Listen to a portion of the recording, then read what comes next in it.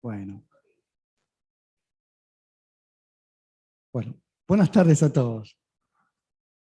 Estoy más nervioso que normalmente tocando música, que nunca estoy nervioso tocando música, pero esto es un desafío personal, de presentar a alguien justamente.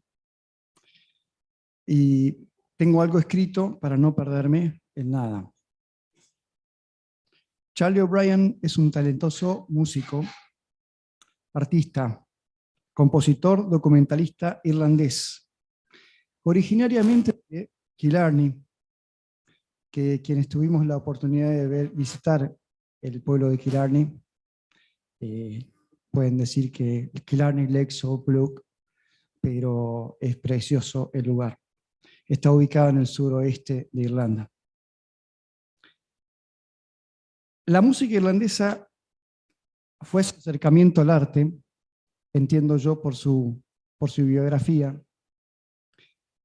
pero lo poco que pude conocer a Charlie ayer, que estuvimos ensayando bastante música, entiendo que no lo contiene la música irlandesa.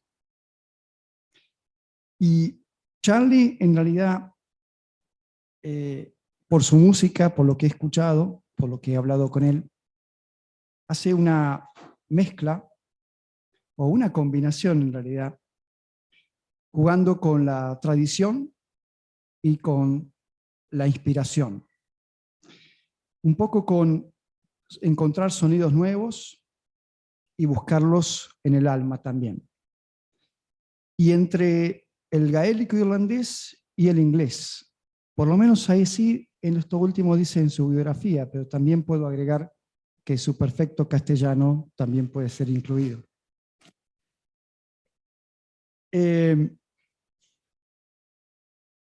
Su carrera es muy prolífica, arrancando en el año 2011 con la presentación documental sobre John Riely y del célebre batallón San Patricio, y que cuenta la vida del personaje de John Riely desde su Galway natal, pasando por su famine, la hambruna, hasta llegar a la carnicería de las batallas de México y Estados Unidos. Tiene otros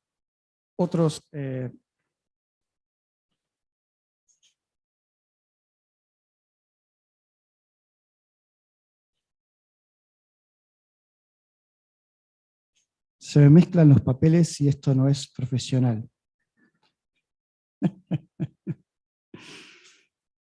Tiene otras biografías y es muy interesante la de Captain Sintimore, que yo leí en su biografía en inglés, Captain Sintimore, y dije, ¿qué es Captain Sintimore?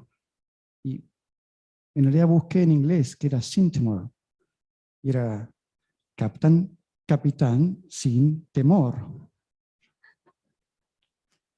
¿Qué es la vida de John O'Brien o Johnny Dynamite O'Brien, que es en su biografía dice filibustero, pero otros dicen que es un héroe, y bien puede describir él en sus canciones qué es.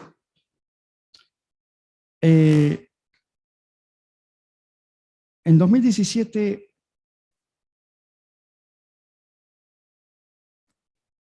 yo prefiero que por ahí Charlie, como hablamos hoy hable de su biografía y sus obras, porque creo que me voy a quedar bastante corto.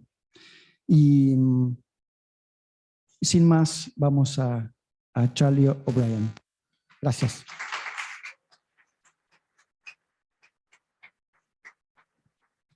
Por favor, si pueden silenciar sus teléfonos celulares. Gracias.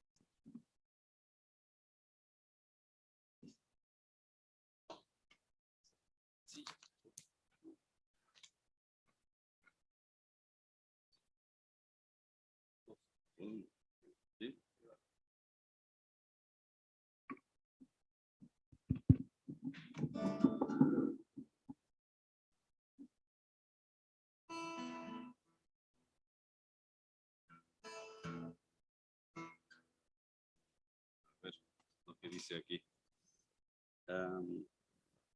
Voy a empezar con una canción de La Pampa que se llama The Pampa's Fairest Child, la hija más bonita de La Pampa. Y fue escrito por un irlandés, un gaucho irlandés en el siglo XIX. Y apareció en una publicación que se llamaba El Monitor de la Campaña. Y Edmundo Muri, él fue el que encontró la canción, pero él no tenía, no tuvo una melodía, entonces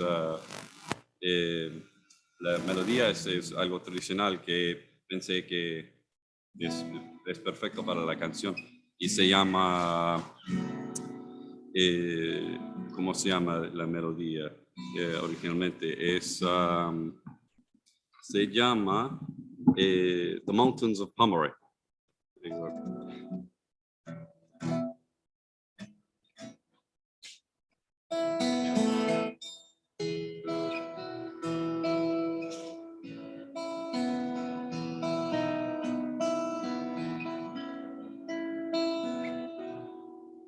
It's not from home this fair one's come, though handsome is her mien. She's a fair lass, none can surpass, born on the pampas plain. My wishes keen have always been, and they still hold out unchanged, for to love the dame unknown to fame, the pampas fairest child. When I saw her today with her smile so gay, Cupid did me enchain. Perchance ere long, if fortune strong, her affections I might gain. Her looks to show she's handsome, oh, she leaves one all beguiled. Her loving glance I met by chance, the pampas fairest child.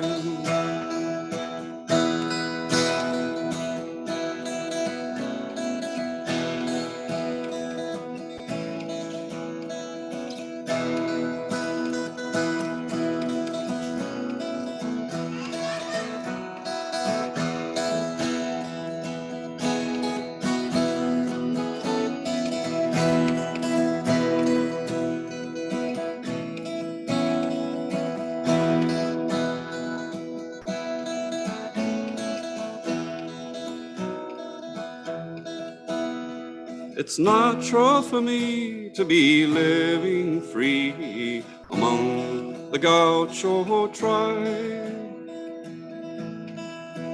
to be carried away by a maid so gay, whose beauties I can't describe. Some people say I'm led astray and harbor thoughts too wild, in loving one and others none, the pampas fairest child. It's not from home this fair one's come, though handsome is her mien. She's a fair lass none can surpass, born on the pampas plain. My wishes keen have always been, and I still hold out unchanged, for to love the dame unknown to fame, the pampas fairest, the pampas fairest, the pampas fairest child.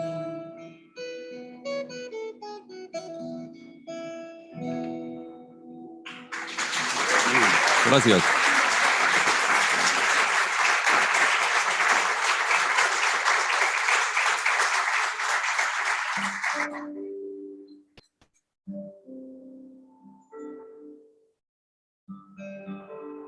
La próxima canción, Margaret, no sé si Margaret está aquí, sí, mencionó sobre el libro de Oliver Marshall, English, Irish, and Irish American settlers in 19th century Brazil. Y so esa canción es sobre el cura, Father George Montgomery. Es el nombre de la canción también.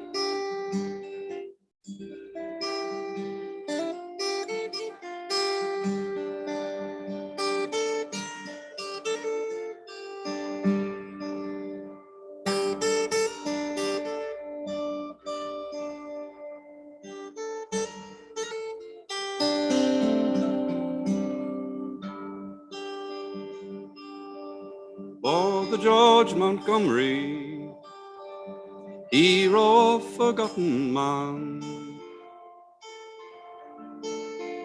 from the black country of England, his boats bound down for high Brazil.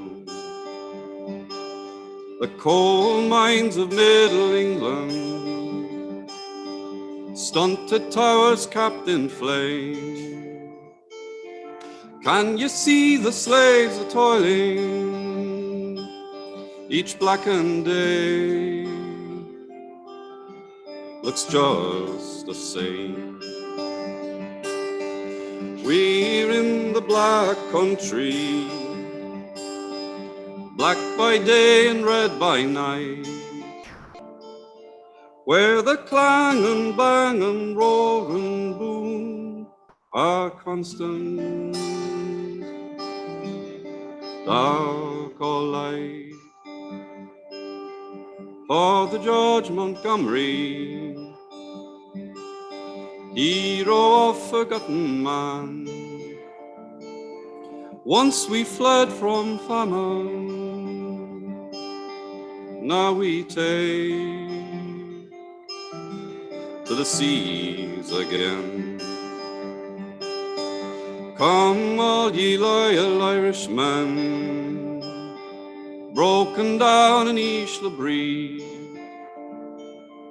There's a land across the ocean, high Brasil, you're the one for me. This wasted land is hell, so let's take to the seas. Flee ye to another realm, Santa Catarina, you're the girl for me.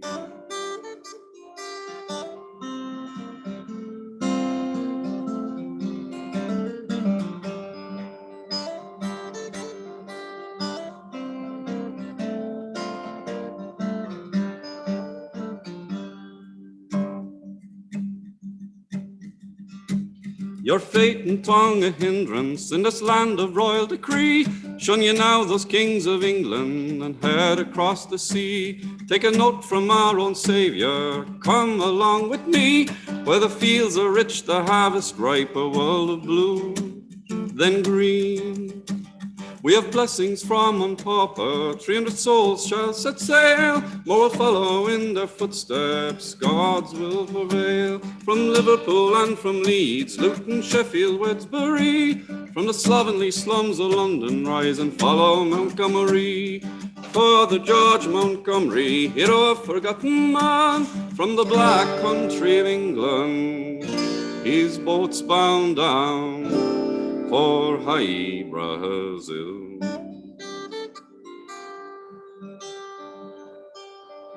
Father George Montgomery, hero of forgotten man, look we're out on restless oceans, to high Brazil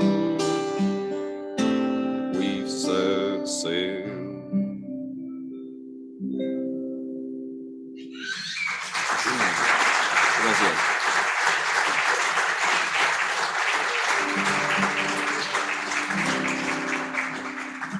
I might change to English just for a little bit, make it easier myself.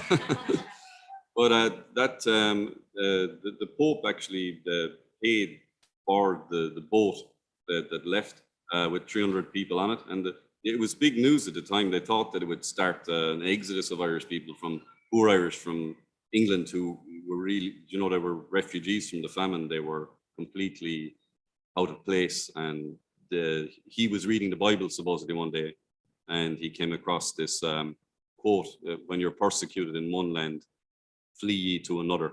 So that's what one of the words I used. So that got him thinking, and he said these people, because he actually ended up looking after Irish people, this priest. He was Protestant, but he changed religion during the famine because of, for whatever reasons, I won't guess, but, you know, supposedly with the injustice that he saw of the whole system, and it turned him Catholic, and he ended up being sent to one of the poorest parts of England, and it was in the middle of the Industrial Revolution, the coal mine district in Wedsbury, and that's where he was. That's where this came to him, because he was looking after them, and like the police wouldn't even go to these areas. Supposedly the people were just crazy. The whole system of it was mad, I guess. And so he was reading the Bible one day, and he came across that quote, and he realized these people can't stay here. You know, they're dying on their feet. So he came up with a scheme to. He went to Oregon first, and that he didn't think that was going to work out. He actually took the trip over there himself, and then he decided upon Brazil, and they petitioned the Pope and 300 signatures of the people as well, and the Pope paid for the ship at the time. Interesting story.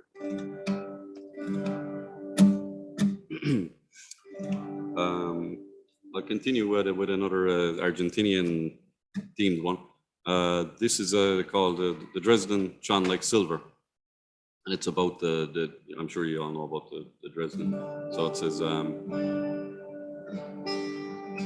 song of my own that I wrote about the history.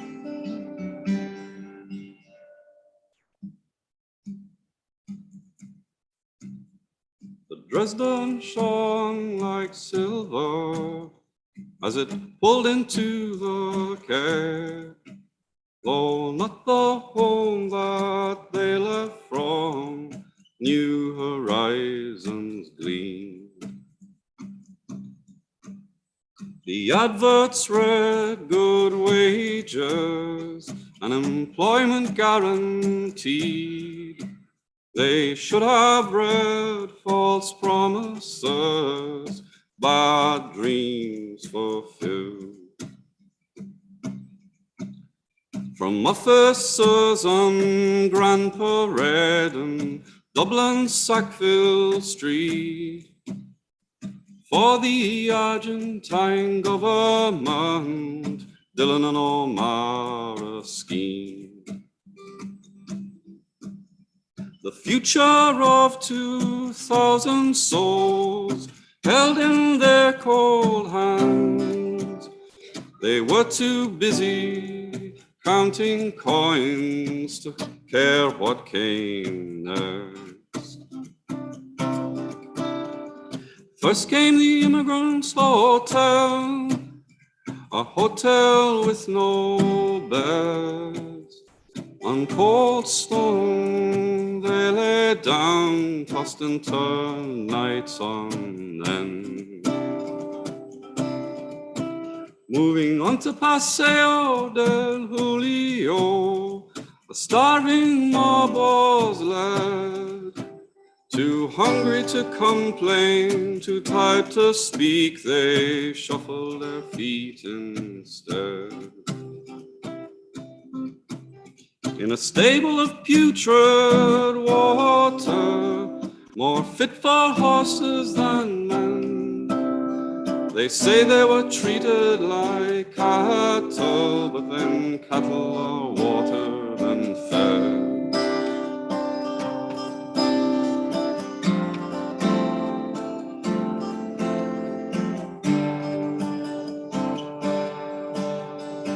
Some girls were taken to Tucumán Street, where an Irish convent rang its daily bells. Others promised comfort from stylish carriages, found a cold welcome from Buenos Aires madames, who pulled up in the squalid evening. Laden down, they pulled away again.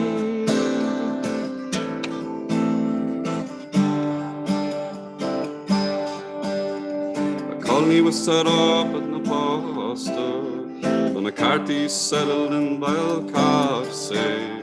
O'Keefe's, Pierce, Burke and Jackson scattered like leaves to the four winds.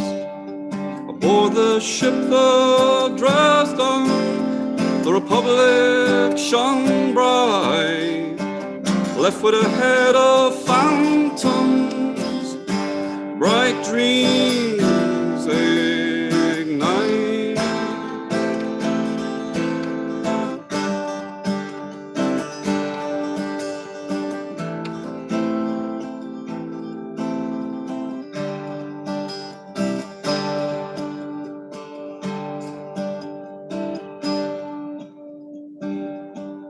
From Limerick, Cork and Dublin to tents on the Argentine plains, though not the home that they left from, new horizons gleam.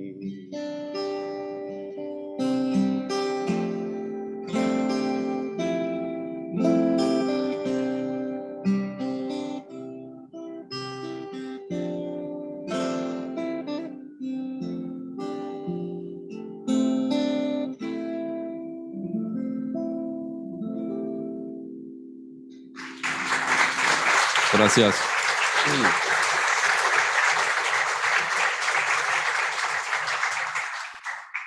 Okay, moving on and backwards maybe. I'm this next one is about a guy called Filibino Sullivan Bera.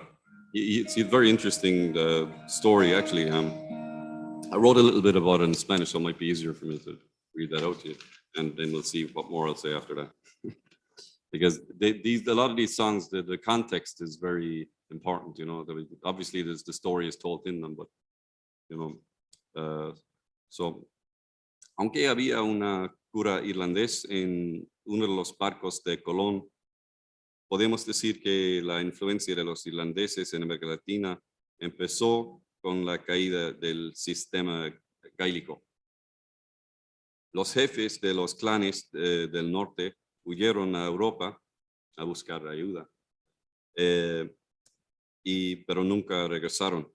España estaba en el medio de la conquista y colonización de América Latina. Es por eso tenemos nombres como Donald O'Higgins o O'Brien y muchos más en pleno centro de la historia de América Latina. Uno de ellos que no cruzó el océano desde España fue Filibino O'Sullivan Bera, y su padre fue uno de los jefes del clan de O'Sullivan Bera. And he actually, after the Batlacan sale, they had to march up through the whole of the country to the only friendly territory was in North Connacht, and they started with thousands of people, and there was only, I think, something like 50 people left when they got between people leaving, dying, and being attacked. And supposedly he watched his father build a boat to cross the Shannon, you know, and he was only a teenager when he got to Spain, and he became an academic, and he became what would you say, like he eventually was commissioned by the Spanish government, actually, because there was a book that I'm sure you've heard of, the Topography Hibernia, that was being used again as a real propaganda piece by the British. It was a very important book. Even then, you'd imagine in the 1600s that it would have, you know, been, they would have realized that this is, you know, crazy stuff. But obviously it has its own interest, you know, that it's an amazing book for many reasons, but the portrayal of the Irish in it is awful, really, you could say, and kind of out there, you know. But it was you know, it's important not to laugh at it because it was used in that time, you know, again, surprisingly.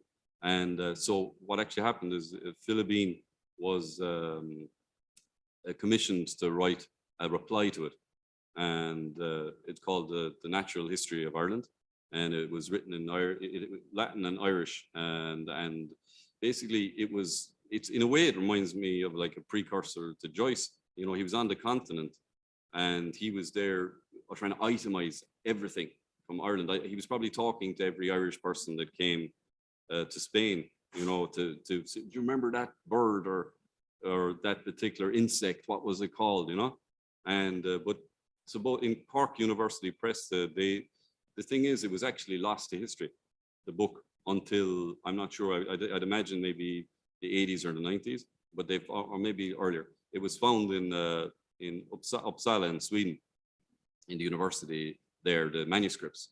So this another O'Sullivan, I think it was John O'Sullivan, I'm not certain though. He wrote, he translated the first volume of this book, and it was released in, I'd say, the early 2000s.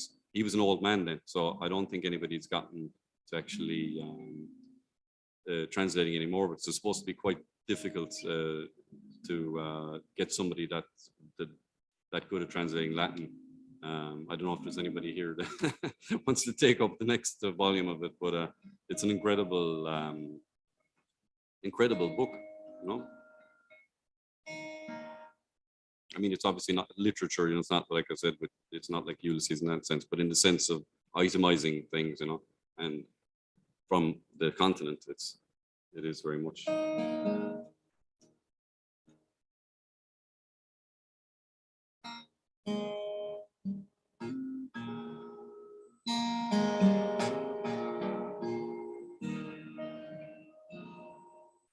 A bright flower of renown in Spain sits to take it down. Each lake, each bird that flies, soaring to its heart's delight. Each wood, each glen, and flow the world of men. A flame, a lighting fire is set, a sleek salmon into a net,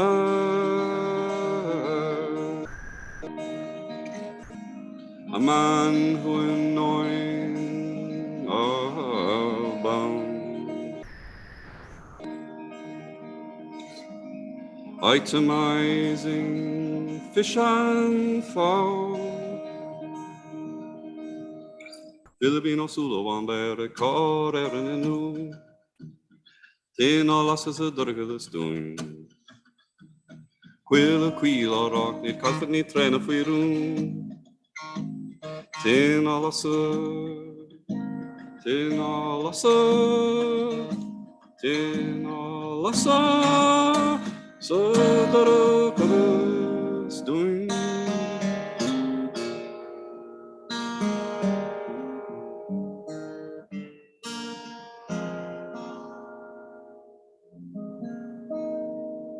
Each stream that gently flows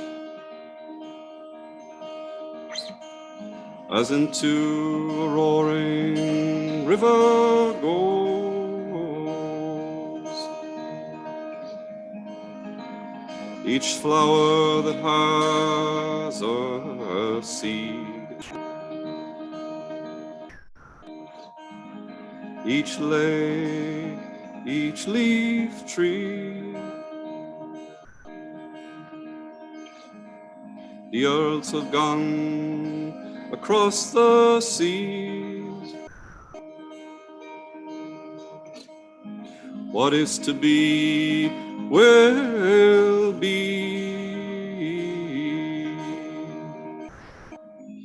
The dying swan sings her song, and in doing so lives on. Vilvino Sulawan Bere Corerininu, Tina Lasses Durgas going. Quilla Quilla Rock, Halford Ni Train of We Room, Tina Lassa, Tina Lassa, Tina Lassa, so Durgas doing.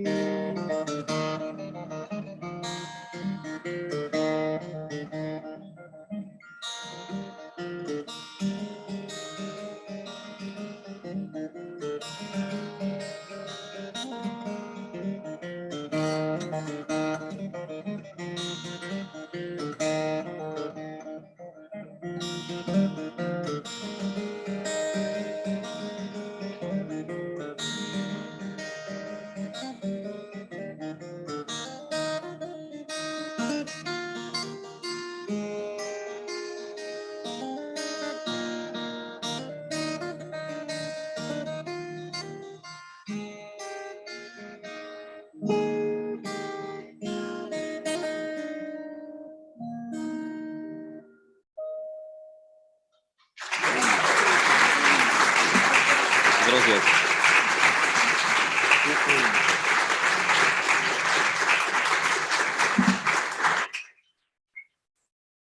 There's a lovely line at the end there. Supposedly he said it about his mother when she died. The dying swan sings her song.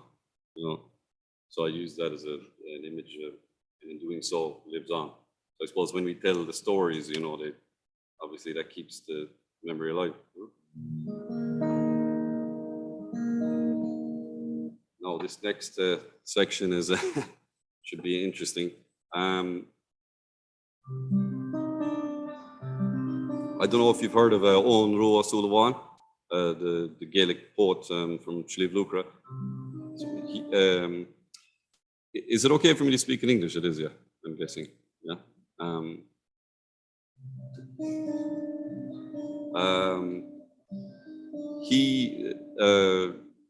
He's from I suppose the highlands outside of Killarney, but it's a very interesting place because a lot of the old Gaelic system kept going there when it was gone from everywhere else. So the poetry courts, which wouldn't have existed, they're gone from the rest of the country by I suppose by the late 1600s. But they kept going there because the landlords happened to be one of the only landlords that were Irish stock. They were the McCarthys. So.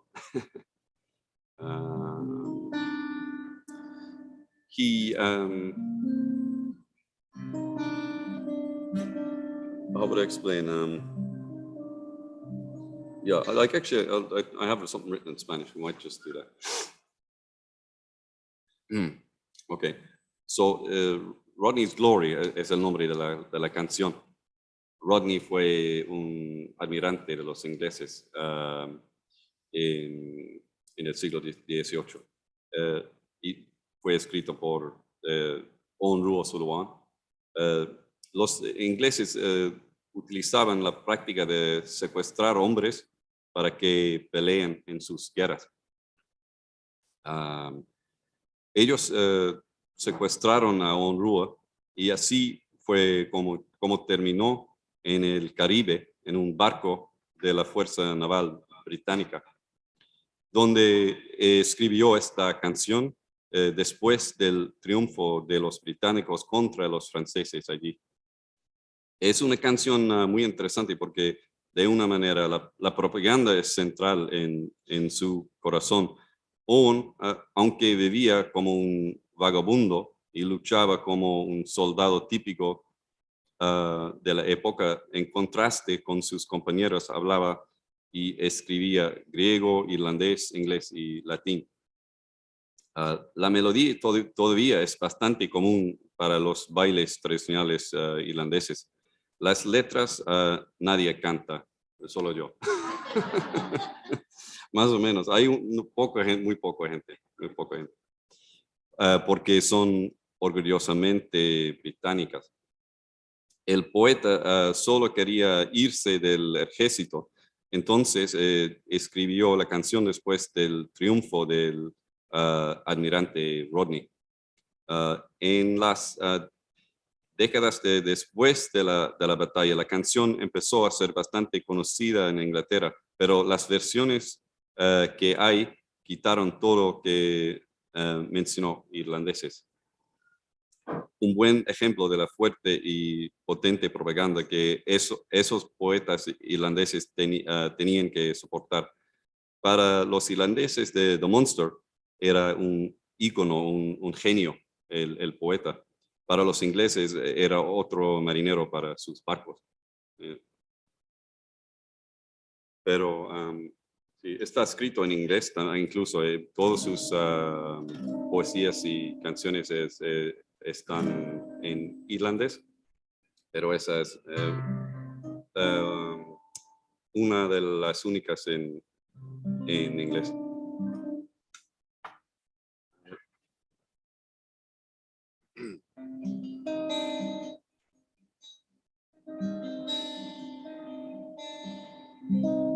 Give ear, ye British hearts of gold, that e'er disdain to be controlled.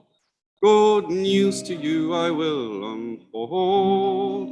It's of brave Rodney's glory, who always wore a prouder heart, and from his colours ne'er would start, but always took his country's part against each foe that would oppose or blast the bloom of England's rose. So now observe my story. 'Was in the year of 82. The French did know full well 'tis true, brave Rodney did their fleet subdue, not far from old Fort Royal. Full early by the morning light, the proud de Grasse appeared in sight, and thought brave Rodney to affright, with collars spread in each masthead, long pendants to both white and red, a signal for engagement. This caused the Frenchmen to combine and draw their shipping in a line. To sink our fleet was their design, but they were far mistaken. Broadside for broadside we let fly, till they in hundreds bleeding glide. The seas were all a crimson dye. Full deep we stood in human blood, surrounded by a scarlet flood, but still we fought courageous. So loud our echoes at the roar resounded round the Indian shore. Both fleets and rigging suffered sore. We kept such constant firing. Oh, smoke did rise and guns did fire, and clouds of sulphur veiled the skies, which filled the grass with wild surprise. Both Paddy's sons and Rodney's guns make echoes shake where'er they come. They fear no French nor Spaniard. From morning dawn till fall of night, we did maintain this bloody fight, being still regardless of their might. We fought like Irish heroes, while on the deck did bleeding lie many of our men in agony. We resolved to conquer or to die, and gain this glorious victory, and would rather suffer, sink or die, than offer to surrender.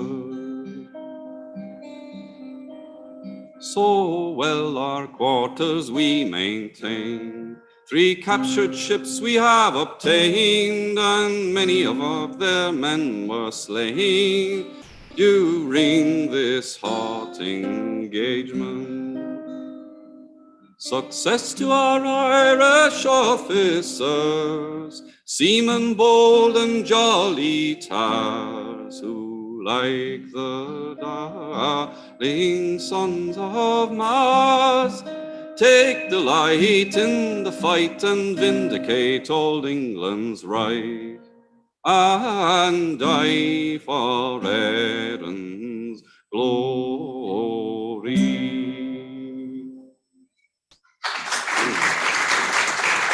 Gracias.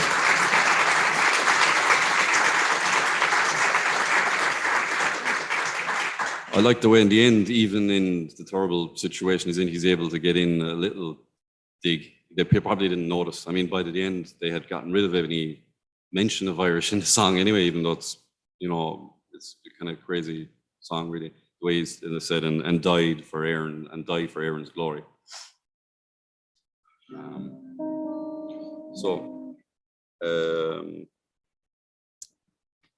Voy a seguir adelante con un poema de Owen Rua, que se llama En Inglaterra de los Tesoros. El estilo del poema se llama ashling, que significa visión o sueño en irlandés.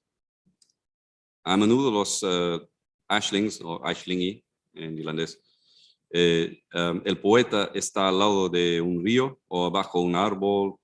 En Inglaterra los tesoros es el único ashling que no está situado en Irlanda.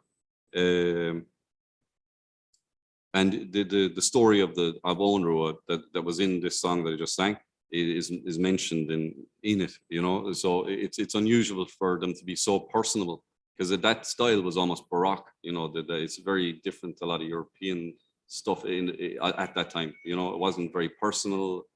So he's talking about his own personal story in the ashling. Usually he's just showing how good he is at Irish, you know, and like maybe using. It's quite different from a lot of English stuff, I'd imagine, of the time. You're not trying to be concise. You could use 20 words to describe something very quickly, almost like rap or something, you know. It's very, and it's all meant to be sung as well. All these, their songs. A lot of the Gaelic tradition, the poems and songs is very differences. Usually a poem is to be sung as well.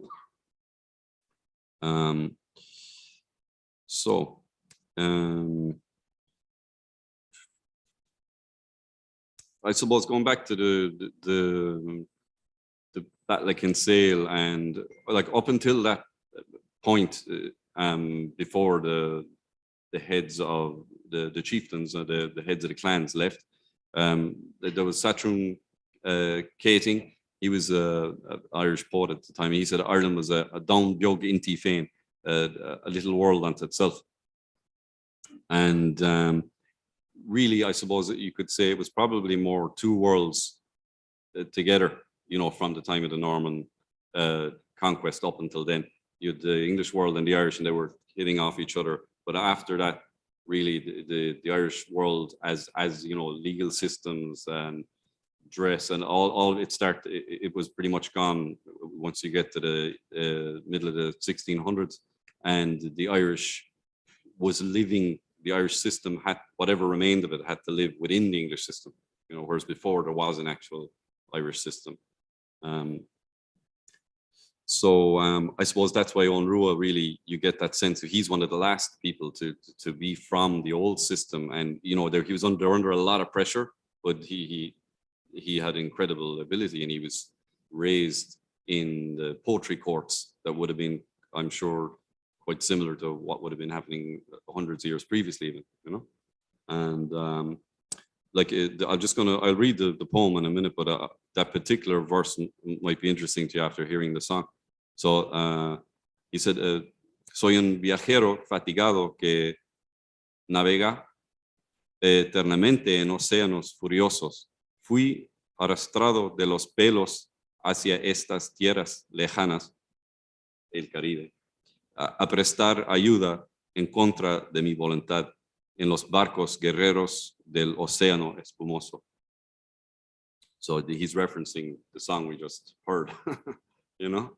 So it's amazing to be able to get something so personal out of one of these ashlings.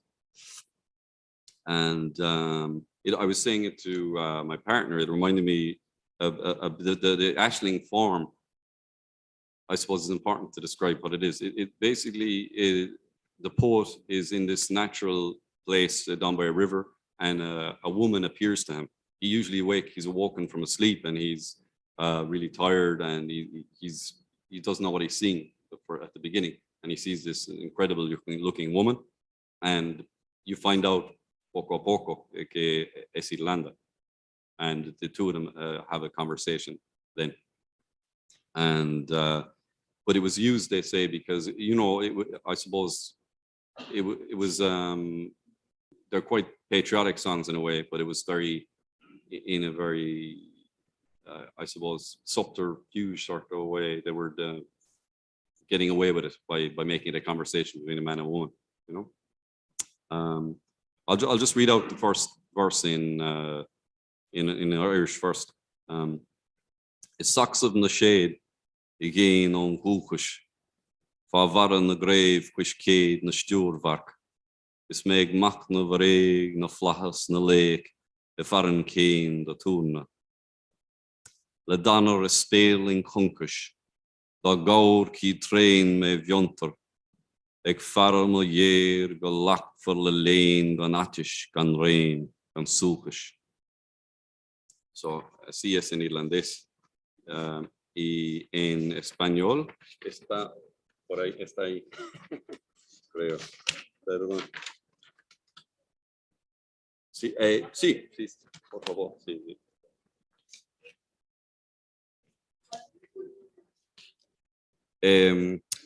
Verónica va a ayudarme en ser el parte de Irlanda. Sí, sí, sí.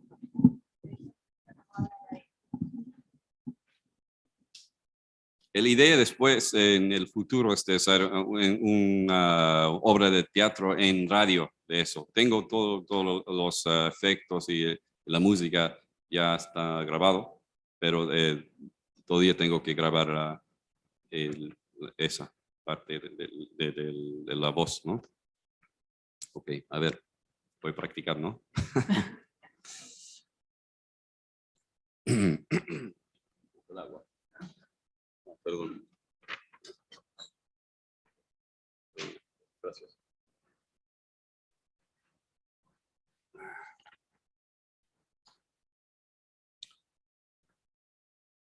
En Inglaterra de los tesoros, lejos de mi patria, a la sombra de los mástiles, en los muelles de veleros, pensando en los nobles héroes ya desaparecidos, muertos en la tierra de Cain, por salvajes en un torbellino de conquista, indefenso aunque valiente y aventurero. Lloro abundantes lágrimas de tristeza, sin felicidad, sin poder, sin placer. Vi una doncella griega, elegante, deslumbrante, reluciente y muy bella. femenina y de estirpe, de suaves labios, deliciosa, noble, sincera, respetable, con preciosa figura, hermosa, de bello aspecto, majestuosa, animada, madura, amistosa. Rápidamente, a paso ligero, descendió un momento a mi lado. Su cabello abundante se ondulaba, formando remolinos que, acariciando la hierba, se deslizaban y se sacudían con fuerza. Sus finas cejas, su mirada gacha, su aspecto y su rostro brillantes. Un asco ardiente en el lirio fresco. Sus mejillas de color rosa me tentaban. Cada palabra suya era más dulce que el rascar de los dedos en la suave arpa. Sus dientes blancos cual cisne en la espuma del mar bravo. Sus pechos amplios nunca cayeron en los engaños arteros depravados de Cúpido. Sus finas, dóciles manos dibujaron osos, veleros, combates de cientos, lobos feroces, peces y bandadas de plumosos pájaros. Mi dolor creció ante su bello cuerpo esbelto. Sus finas formas de la coronilla a los pies me dejaron sin habla. Destruido, quedaron frágiles mis miembros vigorosos. Ciego quedé ante tanta maravilla. Mas le hablé tímidamente y le pregunté su nombre, su historia. Le rogué que me dijera su clan y su tribu. Ardió mi corazón por sus palabras. Sentí humildad al escucharla. Deseaba su belleza, su alma, su presencia, sin que esto nos trajera deshonra. Urgente, firme cada miembro de mi cuerpo. Al instante quedé destrozado al comprender que ella se oponía al pecado y a la lujuria. Respóndeme, ¿eres tú la dama radiante que trajo furia y guerra a la Troya inocente? ¿O bien la que causó la miseria y destrucción de los gaélicos en las tierras de Cain y Lu? ¿Eres tú quien heredó su nobleza y sus bardos de aquellos y luego huyó con angustia?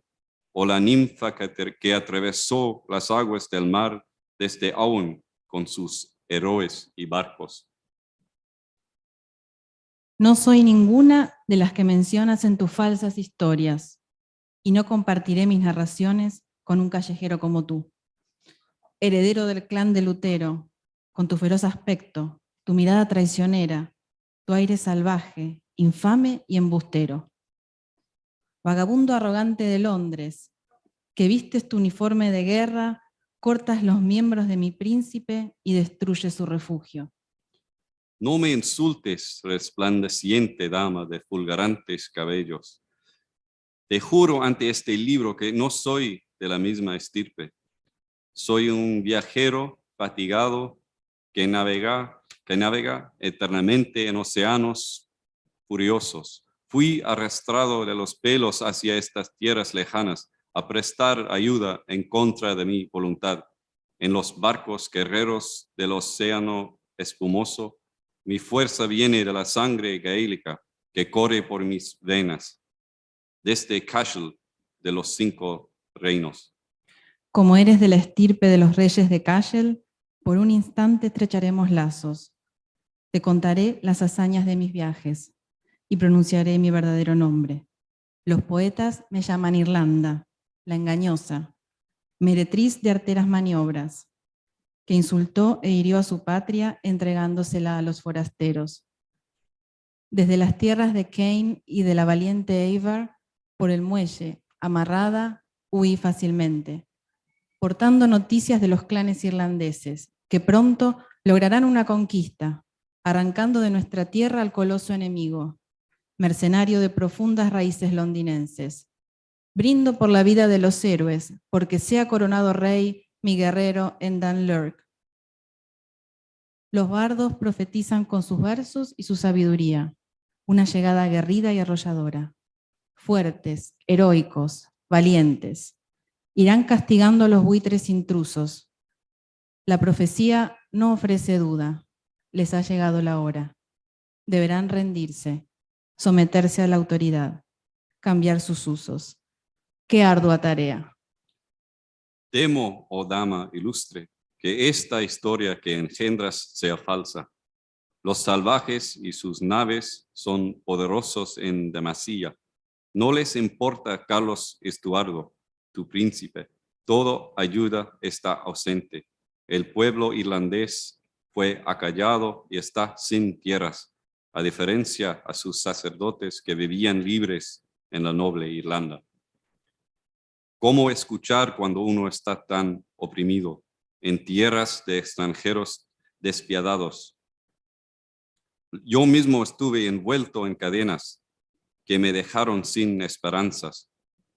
Cuenta mi historia a los poetas de mi patria y ellos me enviarán versos que curarán mi amargura y secarán las abundantes lágrimas que me han dejado ciego y en penas.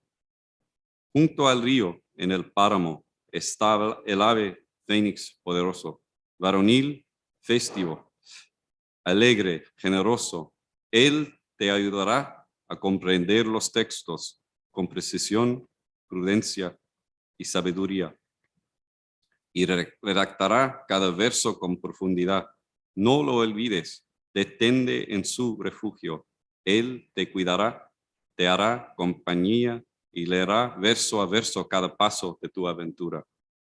De la auténtica estirpe gaélica, él es el heredero, el tesoro, raudo guerrero, genuina perla de su patria, sangre de poetas y héroes que no se amedrentaban en arduos combates montados.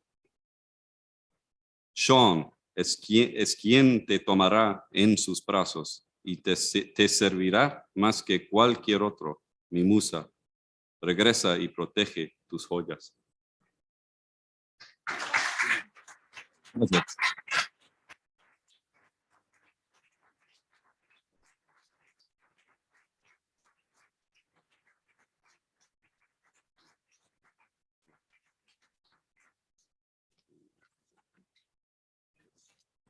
Que tengo aquí.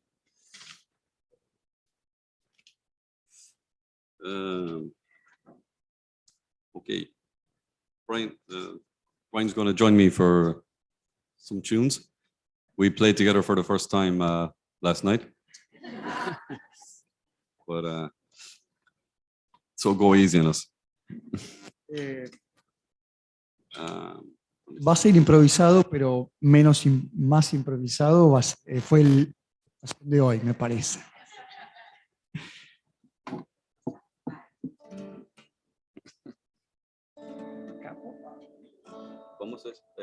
Podemos empezar con la canción de la Pampa. Okay. That's no whistle. Yeah, sí.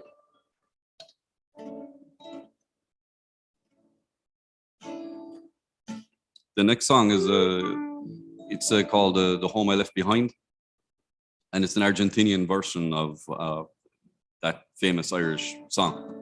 I don't know if you've heard of "The Home I Left Behind." It's one of these classic Irish airs that's used for many different purposes. That's one of the defining features of Irish music is you take a melody and tell hundreds of different stories with the same melody, depending on what century it is or what person it wants to tell a story. So you pick the melody. So this is a good example of that because the lyrics are all based here, but it is completely traditional Irish song, you know, with place names of Argentina, you know. And it was written by an Irish gaucho again. This guy was actually he signed it a wandering tip, and I have an idea to make a documentary to follow the song because I was trying to figure how could I make a film without because I've had some very ambitious projects, and I don't have a lot of resources. So I was like, keep it really simple this time, one song, And so the idea will be to follow the story behind the song. The lyrics are really beautiful. I'll read them out to you in English first, just the first verse.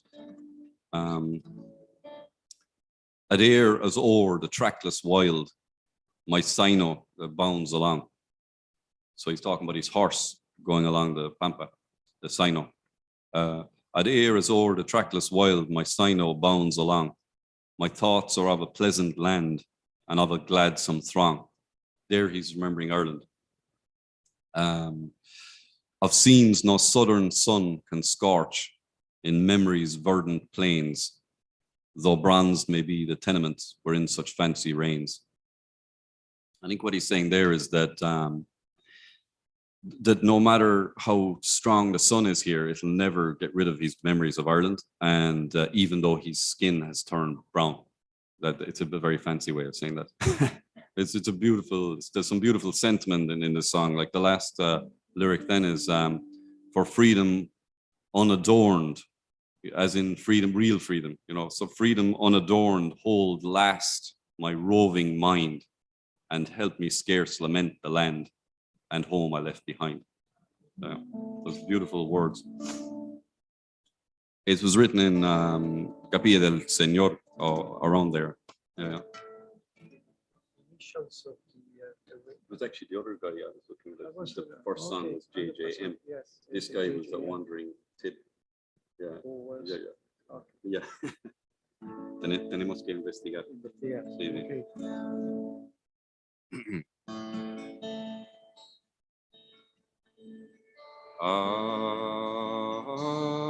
There is o'er the trackless wild, my sino bounds on. My thoughts are of a pleasant land and of a gladsome throng. Of scenes no southern sun can scorch, in memory's verdant plains, though bronze may be the tenement wherein such fancy reigns. And as I reach that distant mound, my thoughts come back again and place before my longing eyes the people of the plain, whose merry laughs recalls the days of innocence and joy, ere cares and blighted hopes of youth could sweets of life destroy. Yet little weep I for them both, my God's steed and I are sailing over the pampa main, beneath his care on high, and every bound my sino takes rewards a weary stride, and makes me gay and happy in this wilderness of life. So hail the Plata, though by birth an exile from your shore, adopted land both wild and grand, and I'll try to love you more. For freedom unadorned hold, lost my roving mind, and help me scarce lament the land and home I left behind.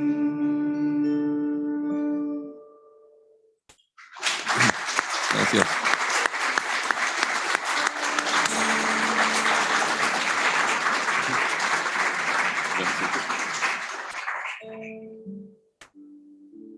So, la próxima canción en realidad no tiene nada que ver con América Latina, pero tú estás aquí a mi lado, entonces está bien, ¿no?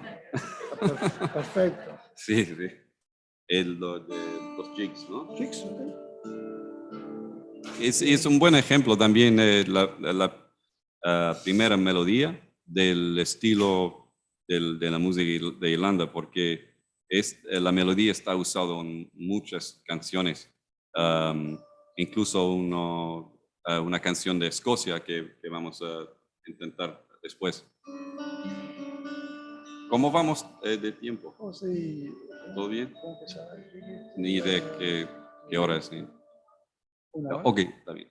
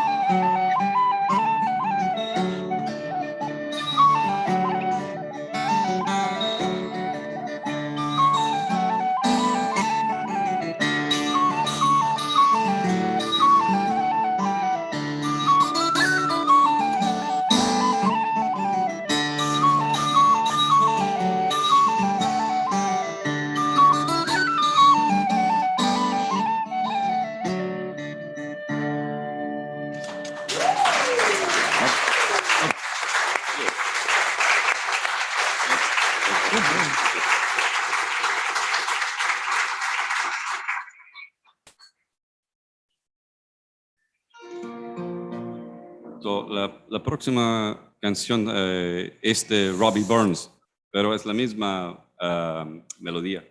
Sí, es aunque me acuerdo hablando con un hombre de las tierras altas de Escocia una vez en Killarney, después de beber no sé cuántas pintas, hablando en gaélico, irlandés, Y fue como tomar 20 pintas en vez de 10, porque muy difícil entender, pero más o menos.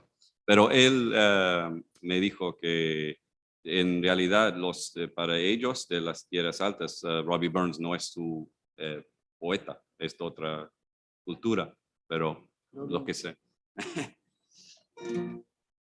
Hay muchas conexiones entre Irlanda y Escocia, entre la colonización del norte hace 400 años y también, claro, de los gaélicos, que es la misma cultura allí en las tierras altas que en Kerry, por ejemplo, de mi condado, de la cultura gaélica que queda, es la misma, pero la diferencia es que las fronteras modernas, ¿no? Es la única diferencia. Es otro sabor de la cultura gaélica allí, pero es muy parecido. Ellos piensan la misma. Okay. A ver, entonces voy a cantar. Sí, tú tocas, ¿no? Sí. Ya está. A ver.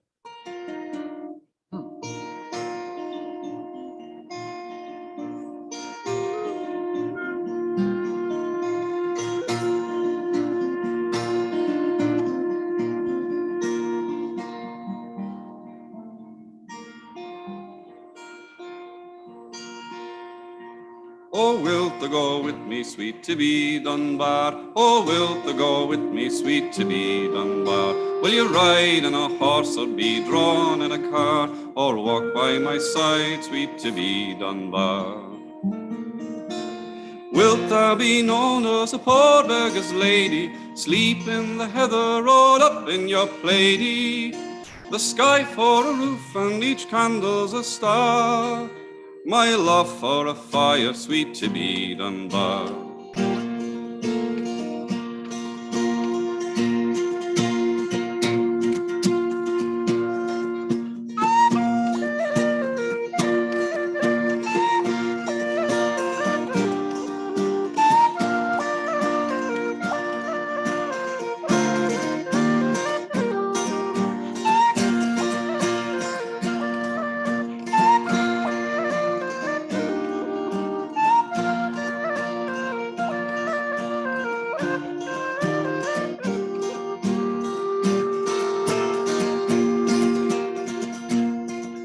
I'd offer you naething but siller or land. What men could determine the price of your hand? Just give me consent, we'll be richer by far. Oh, wilt thou go with me, sweet to be Dunbar?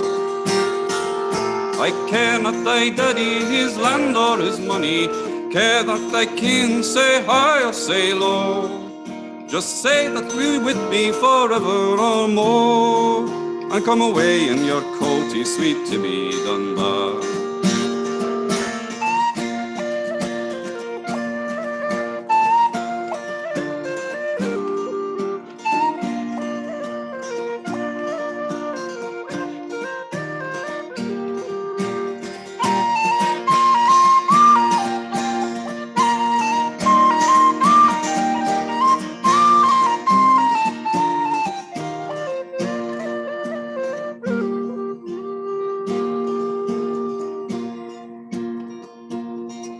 Oh, far have I ridden, love, for to see thee, and much have I bidden for to be near thee. Oh, the one who loves truly, Mundree and Mandrar, oh, wilt thou go with me, sweet to be Dunbar?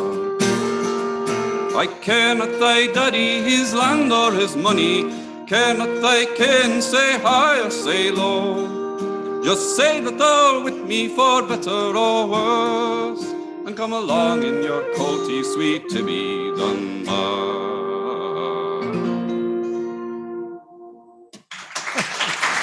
Gracias.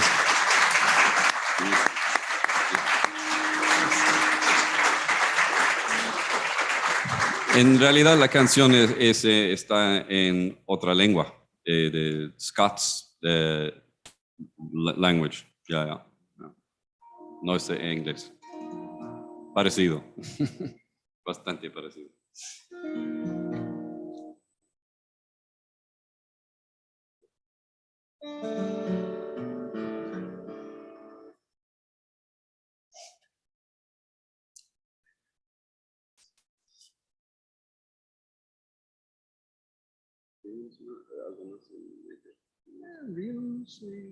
Sí, sí, exacto, exacto, sí, sí. Sí, en G, ¿no? Oh, sí, los hornpipes, sí. ¿Quieres? Bueno, este es un hornpipe que se llama Belfast Hornpipe y es bastante antiguo. Es de fines del siglo XIX.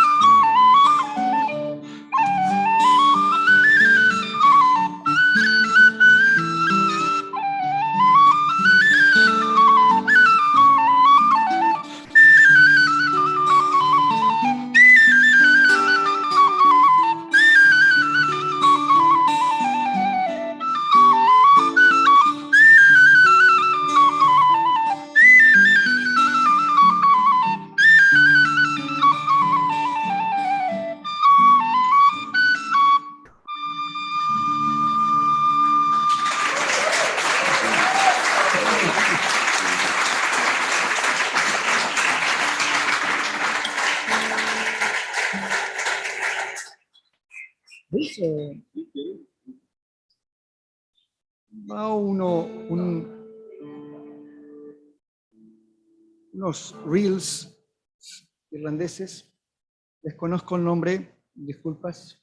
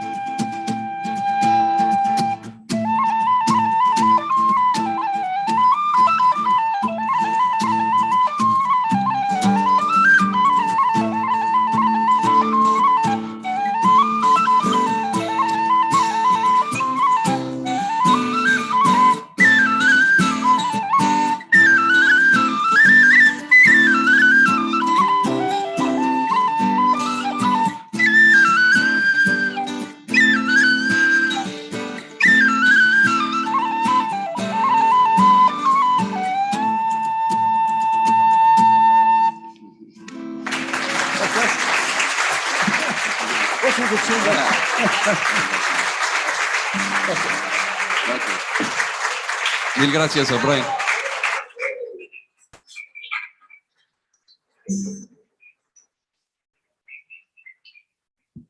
Ya está, muchas gracias. ¿Sí? ¿Una más? Ok. Debo tener unas guitarras. Me gusta afinar la guitarra diferente, pero mejor si tienes dos guitarras en vez de...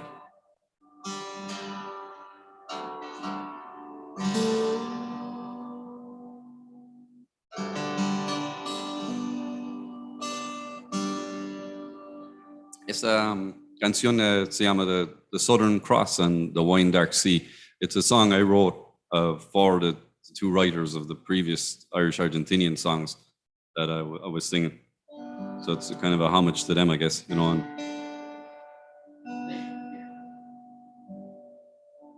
I think the Wine Dark Sea is like a Homer thing, as far as I know.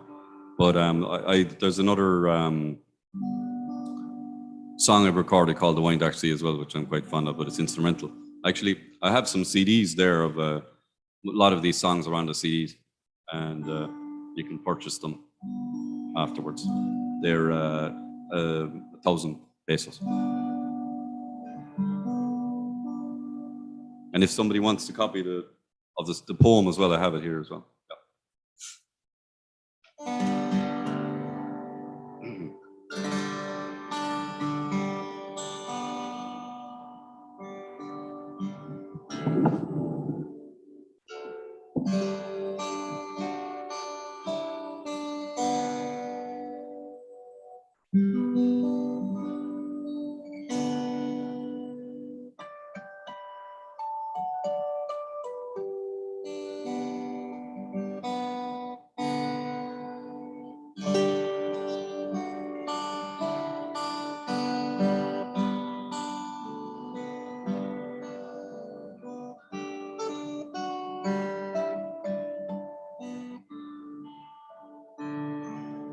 The Southern Cross and the wine dark sea, flung scattered far o'er oceans deep,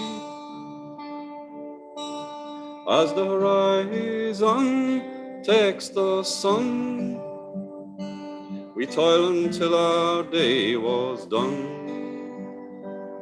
When the sun goes down, we dream on.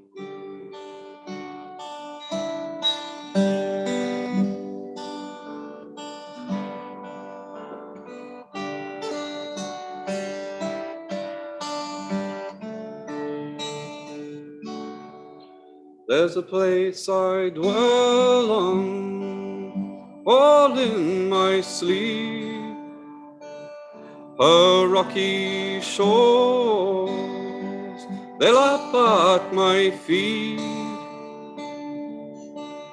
where silver salmon run in rivers where they were born.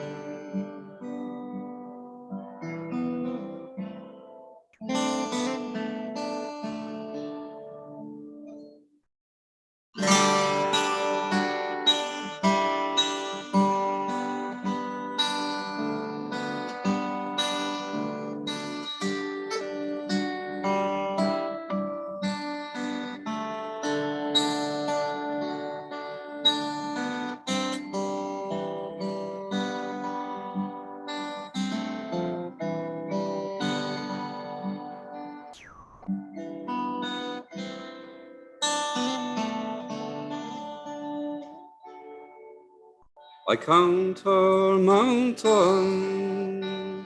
all in my sleep, each proud bend and soaring peak. The sun comes up to golden hills, it crests 9 waves and all is still. A clear vision bright, no movement the Southern Cross and the wine dark sea flung scattered far o'er oceans deep. As the horizon takes the sun, we toil until our day was done. When the sun goes down, we dream on.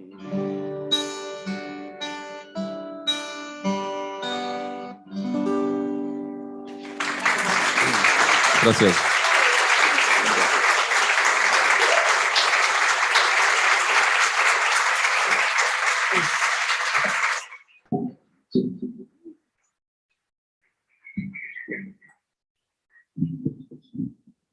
Perdón, he olvidado decir gracias a la universidad para recibirme y Justin también para darme la oportunidad de estar aquí. Gracias. Gracias a vos, Charlie.